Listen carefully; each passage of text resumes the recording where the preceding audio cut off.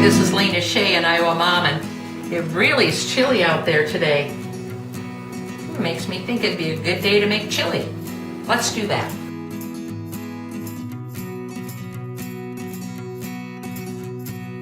I always just take my time when I'm cutting. I know these gourmet cooks on TV, they go chop, chop, chop, chop, chop. This is keeping it simple, and I'm not trying to impress anyone with my knife skills, so. I'm putting some olive oil in the pan. And one way you can tell that the pan is getting hot is that oil move freely. So we're going to go ahead and put our onions in. I'm going to add a little bit of olive oil just to moisten the bottom a little bit. Okay, now to our hot pan, we're going to add the ground beef. Chop that up a little bit. I'm going to make it about a medium heat. So we have some grease in here. I always keep some empty cans. And then we're going to just put the lid on and a jar just a little bit. And then we're pouring out that excess grease. I'm going to leave this sit for a while. It's going to harden. That way when I put it in the trash, it's not going to spill. Okay, I'm going to put my onions in.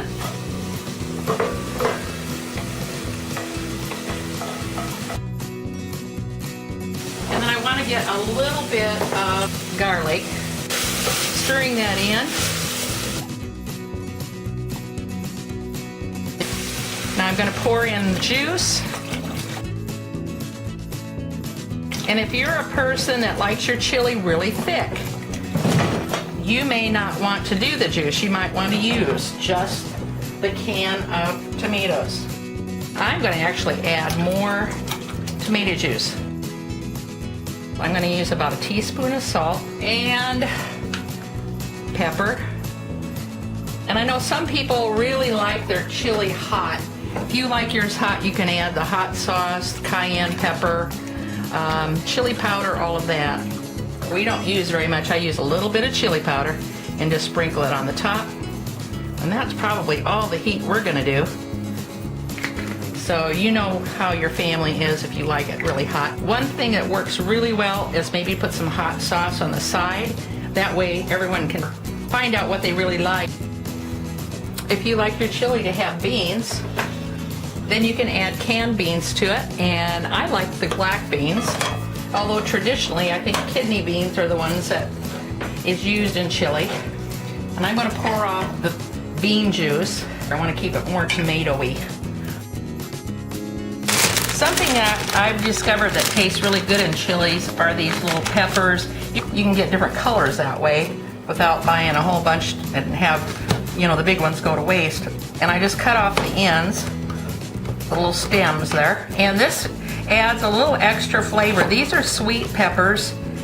And of course, if you like hot, you could use a hot pepper. And this is just a plus. This isn't something you have to do. I make it without peppers a lot of times, but I do like the flavor a lot. So now we're getting these cut crossways, and we're gonna find some seeds. So now we just take that and pull that out. Okay, now that I have these peppers cut this way, I'm just gonna kind of gather those together and just cut them across like that. And again, watch your fingers. Do it slowly. Don't try and do anything fancy. Chop, chop, chop, and chop your finger. Okay, it looks to me like the peppers are about ready. Put that in here.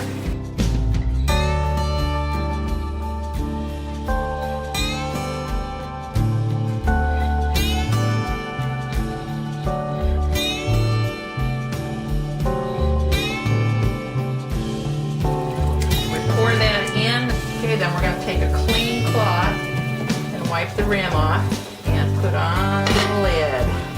We're setting it for low.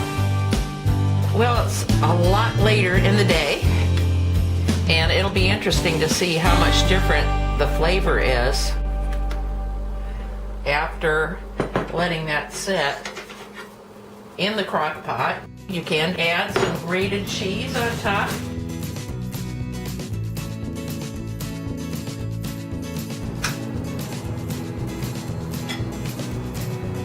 Yeah, the crock pot chili is the best. I really like it. The flavors really get mellowed together. And then the leftovers we're going to put in a container, stick it in the freezer and thaw it later. If you don't have time for crock pot chili, just make it on the stove. If you do have time and you want to use a crock pot, make sure that you brown your ground beef first before you put it in the crock pot and saute those onions. This is Lena Shea, an Iowa Mom. Thanks for watching.